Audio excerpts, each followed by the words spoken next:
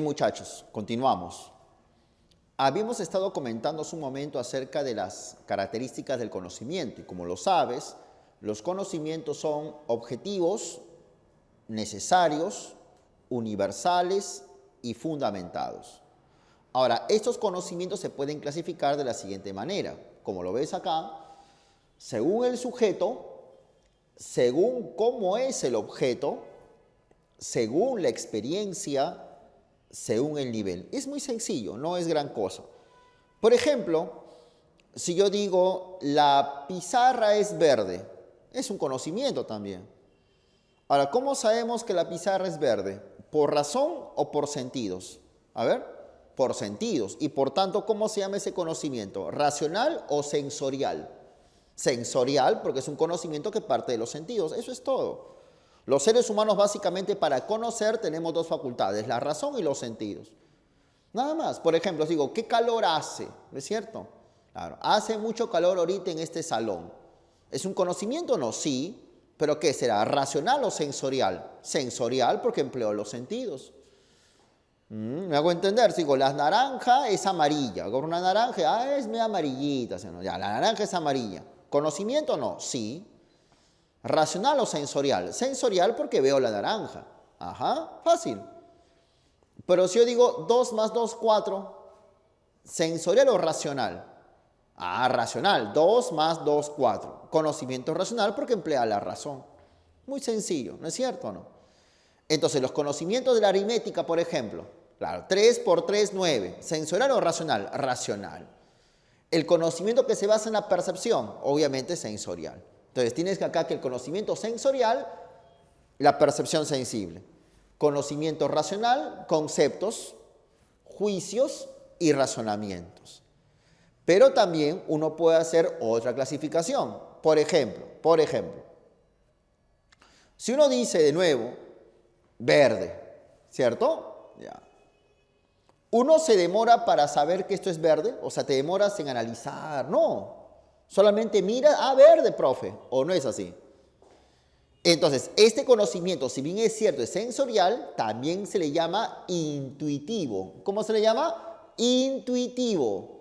¿Qué es un conocimiento intuitivo, profesor? Aquel que es resultado de una captación inmediata. Cuando es inmediato, se llama intuitivo. Nada más. Cuando es por pasos, se llama discursivo. Ya sabes, cuando es inmediato, intuitivo. Cuando el conocimiento es por pasos, métodos, procedimientos, se llama discursivo. Por ejemplo, a ver, ¿se has entendido? ¿Te has entendido? Tú tomas una gaseosa y dices, dulce. ¿Eso qué es? ¿Intuitivo o discursivo? Es un conocimiento intuitivo, porque solo prueba, dulce, rapidito, ¿o no? Pero al mismo tiempo también es sensorial, evidentemente. Pensar en un triángulo. A ver, piensa en un triángulo. Triángulo. Sí, un triángulo. Ya, ping, al toque, ¿sí o no? O te has demorado en pensar en un triángulo. No, es solo pensar, formarse una representación mental en la cabeza.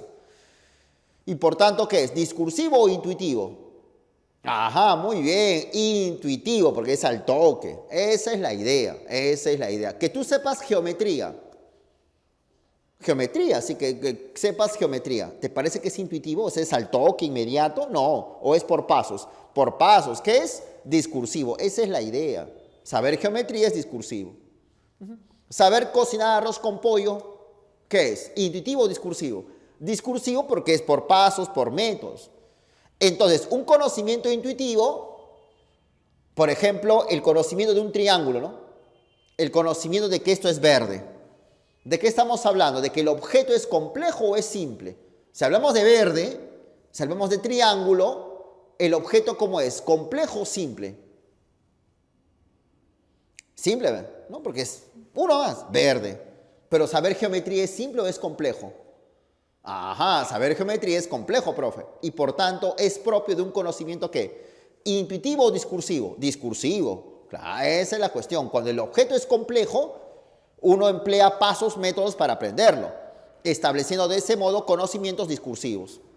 Pero cuando el objeto es simple, no es necesario hacer pasos, es solamente captarlo y ya. Ya esa captación se llama conocimiento intuitivo. Ya, no te olvides. Entonces, cuando es inmediato, intuitivo. Cuando es por pasos, ¿cómo se llama? Discursivo. Esa es la idea. Esa es la idea. Ahora, yo te dije hace un rato que los conocimientos se pueden comprobar, ¿cierto? Ya. ¿Cómo se comprueban con los conocimientos, profe? ¿Mediante la experiencia sensible o mediante la razón? O sea, ¿con la experiencia o sin la experiencia? Cuando se comprueban con la experiencia, se llama así. Mira, con la experiencia se llama así. ¿Qué dice acá? A posteriori. ¿Cómo se llama? A posteriori. Ajá. Pero cuando se comprueba sin la experiencia, o sea, con la pura razón, se llama a priori. Mejor veamos ejemplos. Saber, lo que dije hace un ratito, el mismo ejemplo. Saber que la pizarra es verde. ¿Cómo yo sé que la pizarra es verde? Viendo la pizarra. Por tanto, su comprobación es sensorial y también a posteriori, porque empleas los sentidos. Se llama a posteriori. Pero saber que 2 más 2 es 4, ¿tú empleas los sentidos? No, empleas la razón. Se llama a priori. Otra, ¿ya? Por ejemplo, pensar en un triángulo. Que pienses en un triángulo, ¿empleas la experiencia o empleas la pura razón? La pura razón. Y por tanto, ¿qué es? ¿A posteriori o a priori? A priori, porque estás empleando tu pura razón. Pero a la vez es intuitivo, claro, porque es inmediato. Esa es la cuestión. Saber que el agua de mar, el agua de la playa, el agua de mar, que el agua de mar es salada. ¿Es a priori o a posteriori? A ver, ¿cómo sabemos que el agua de mar tiene sal? Probando el agua, ¿ve? ¿Y eso qué es? A posteriori, porque emplea la experiencia. ¿Cómo saber que la miel es dulce? Que la miel es dulce, probando la miel, o sea, es a posteriori. ¿Cómo sabemos que el todo es mayor que las partes? Que el todo es más grande que las partes. ¿Con los sentidos viendo algo? No, es así nomás. Todo parte, el todo es mayor que las partes. Y por tanto, ¿qué es? ¿A posteriori o a priori? A priori, esa es la idea. Es fácil, es fácil. ¿Ya? Más o menos. Otra, ¿ya? ¿Cómo saber que un soltero es no casado? A ver, un soltero es no casado. Es a priori, profe, porque es solamente mental, mira. Soltero, no casado, ¿ve? A priori. Y formo la oración, el soltero es no casado. ¿Cómo saber que un triángulo tiene 3 ángulos? A priori. Triángulo, 3 ángulos. Es más, la oración, a ver, dilo tú. El triángulo tiene 3 ángulos. Es tan a priori que surge del análisis de un concepto, del concepto triángulo, ¿ve? Analizando triángulo, infiero 3 ángulos, ¿o no? Claro, analizando triángulo, infiero 3 ángulos. Entonces, la oración, el triángulo tiene 3 ángulos, surge de un análisis de un concepto. Y por esa razón, esa oración que surge de un análisis, ¿cómo se llama? ¿Sintético o analítico? Si surge de un análisis, se llama ¿cómo, güey? Analítico. Muy bien. Entonces, ¿qué es una oración analítica? Aquella oración que surge de un análisis de un concepto. Es como decir, el soltero es no casado. Analizando soltero, infiero no casado. Por tanto, es una oración que ¿sintética o analítica? Analítica, ajá. Las oraciones analíticas son a priori, porque son solamente mentales. Pero si yo digo, por ejemplo, a ver si se ha entendido. Si yo digo, por ejemplo, el triángulo es verde. ¿El triángulo es verde será analítica?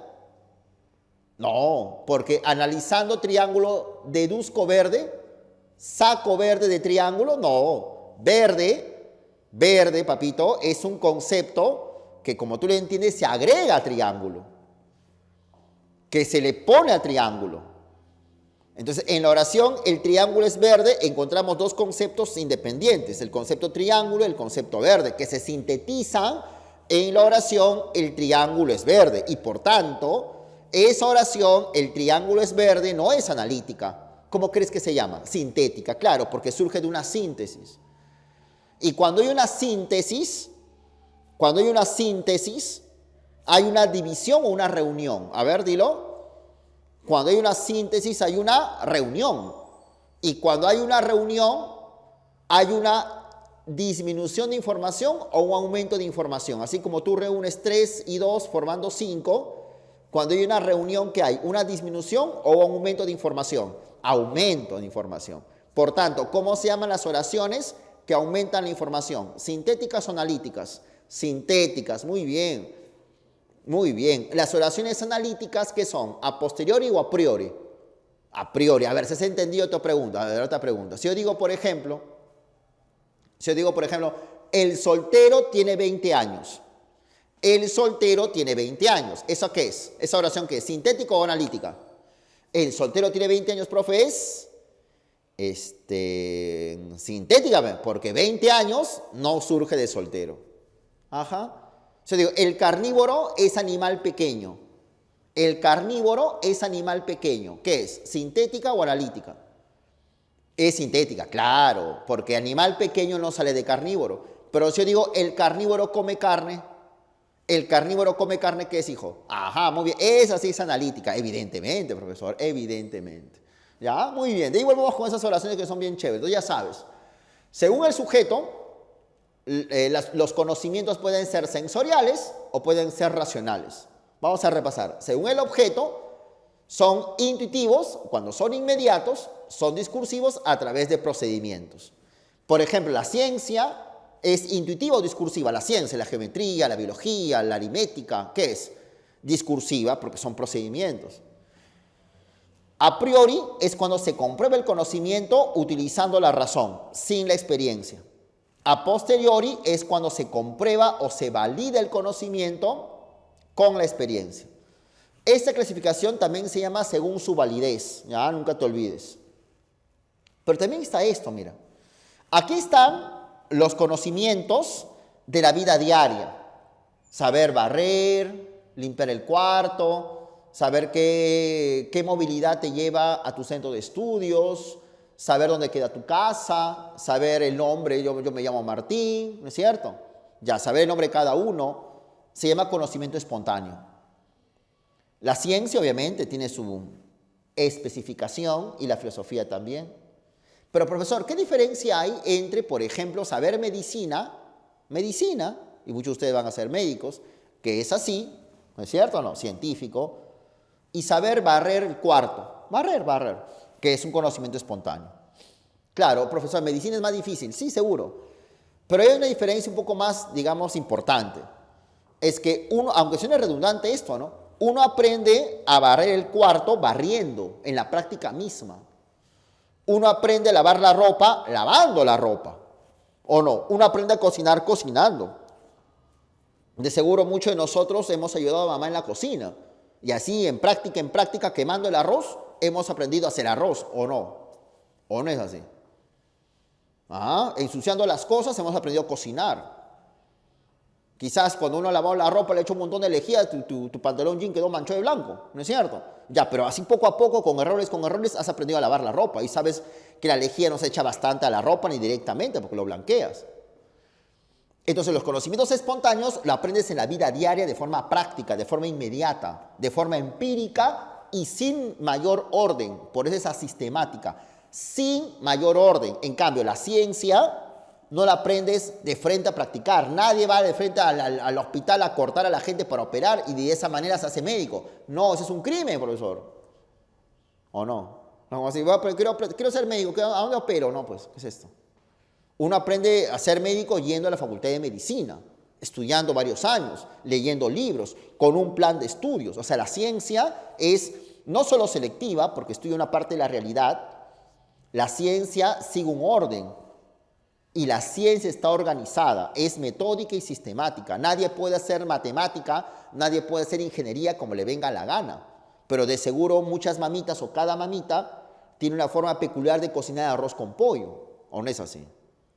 Esa es la idea. ¿Ya? La ciencia es selectiva porque estudia una parte específica de la realidad, seres vivos, es el objeto de la biología, las enfermedades, su forma de curar, de la medicina, las figuras geométricas de la geometría y así.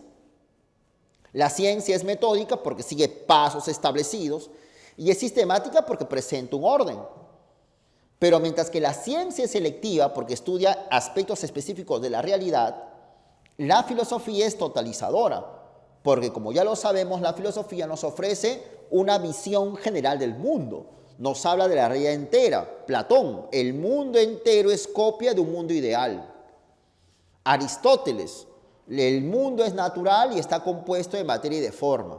O sea, los filósofos intentan dar una explicación general del mundo. Además, muchos filósofos están interesados por la esencia de las cosas y por eso es que la filosofía, como lo sabes, es radical.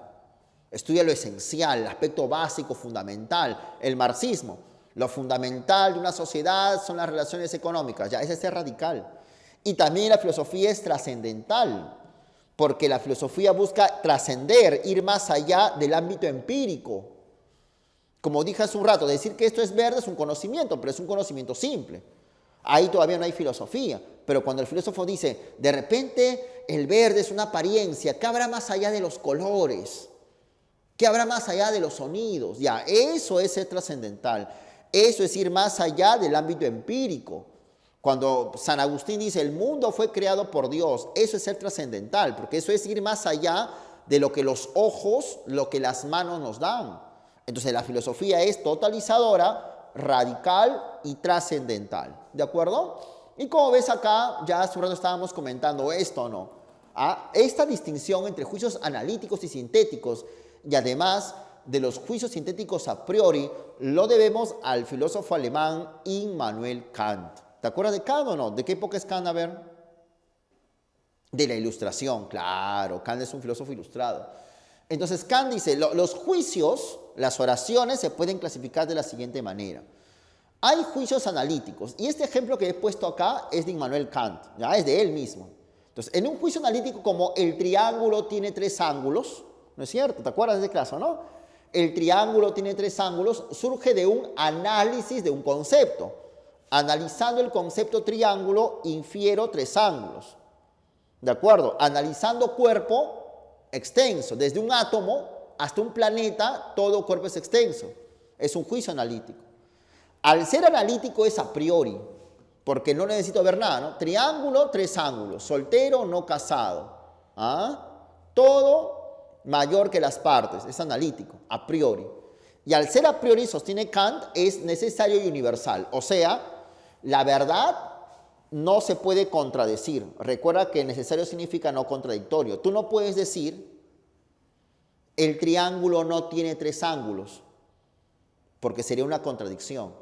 Si tú piensas en un triángulo, necesariamente tienes que hablar de 3 ángulos. Por eso es que la oración, el triángulo tiene 3 ángulos, es un juicio necesario, porque tiene necesidad lógica. Soltero, necesariamente no casado. Tú no puedes decir, el soltero no es no casado. ¿Cómo es eso? Te estás contradiciendo. Carnívoro, necesariamente come carne. Tú no puedes decir, el carnívoro no come carne, porque si lo dices es una contradicción. Entonces, los juicios analíticos, al ser a priori, tienen una necesidad lógica y además son universales. Te vas a Japón, te vas a Australia y de todas maneras el soltero es no casado. El carnívoro come carne. Todo cuerpo es extenso, es universal. En cambio, los juicios sintéticos no. En cuerpos y pesados, que también es un ejemplo de Kant, no existe ninguna necesidad lógica. Hay cuerpos pesados como cuerpos livianos. Yo digo, el triángulo es verde. Es un juicio sintético, porque surge de una síntesis de conceptos, el concepto triángulo y el concepto verde. El carnívoro es animal pequeño, ya es un juicio sintético. Aumenta la información ni hablar, porque verde es una información nueva que se le agrega triángulo, como animal pequeño es una información nueva que se le agrega carnívoro. Ahora, y por tanto, aumenta la información, pero no son necesarios ni universales, porque yo puedo decir, el carnívoro es animal grande, el carnívoro es un animal pequeño, y no me estoy contradiciendo. Sí me contradeciría si dijera, el carnívoro no come carne, ahí sí es contradicción. Pero si digo, el carnívoro no es animal pequeño, no es una contradicción, porque hay animales pequeños y animales grandes que son carnívoros.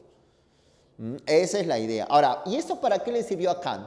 Para plantear esta teoría. La existencia de juicios sintéticos a priori. Entonces Kant dice, las ciencias se sustentan en oraciones muy especiales. los juicios sintéticos a priori. A decir de Kant, a decir de este filósofo, cuando uno dice 7 más 5, 12, que también es un ejemplo de Kant, cuando uno habla de 7 más 5, que sería el sujeto, yo estoy pensando, dice Kant, cuando pienso en 7 más 5, solamente en la adición. Estoy pensando en que ambos se juntan. Aún no pienso en 12.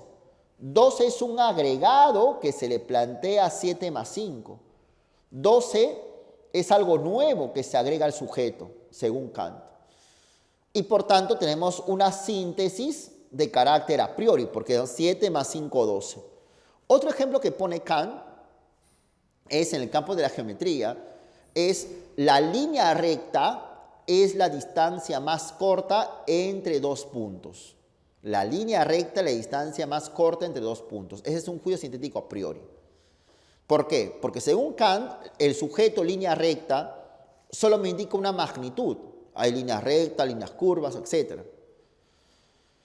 Pero si yo digo es la distancia más corta entre dos puntos, ese predicado es algo que se agrega al concepto línea recta, formando una síntesis. Y evidentemente esta síntesis es una síntesis a priori, ¿no? La línea recta es la distancia más corta entre dos puntos. Tenemos entonces la oración que es sintética a priori. Y estas oraciones, según Kant, son las oraciones de la ciencia. En el campo de la física, todo lo que ocurre tiene una causa. Todo hecho tiene una causa, también es un juicio sintético a priori. Porque hecho, según Kant, solamente me da la idea de algo que acontece, algo que está ahí, un hecho. La idea de que tiene una causa es algo que se agrega al concepto hecho. Formando la oración, todo hecho tiene una causa. Es un juicio sintético a priori. Que como te das cuenta, sostiene Kant, los juicios sintéticos a priori son los juicios de las ciencias. Las ciencias plantean ese tipo de oraciones. ¿Ya? Ahora, ¿y por qué? Lo que pasa es que Kant es un admirador de Newton. Yo me acuerdo que hablamos de esto una vez. Entonces, la ciencia de Newton se caracteriza por ser universal. Recuerda que Kant era tan admirador de Newton que sostenía de que iban a pasar los siglos y las leyes que había descubierto Isaac Newton van a ser siempre verdaderas. Entonces, la ciencia de Newton es universal. Por tanto, debe estar construido por un elemento a priori, pues. Porque solo a priori es universal. Pero a la vez, continuamente la ciencia de Newton me va aumentando la información sobre diversos cuerpos, desde la caída de una piedra hasta el movimiento de planetas.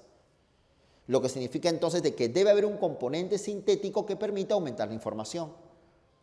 De tal manera de que debe de haber unas oraciones que tengan esa característica que es base de la ciencia, que sean a priori y que a la vez aumentan la información. Entonces, estos juicios deben existir, dice Kant. Son los juicios sintéticos a priori, que decide Kant, repito, son los juicios de la ciencia. ¿Ya? Entonces estamos viendo acá cómo clasificamos a los conocimientos. Los conocimientos pueden clasificarse según el sujeto, sensoriales, racionales, según el objeto, intuitivos, discursivos, según la experiencia, a priori, a posteriori, según el nivel, espontáneos, científicos y filosóficos.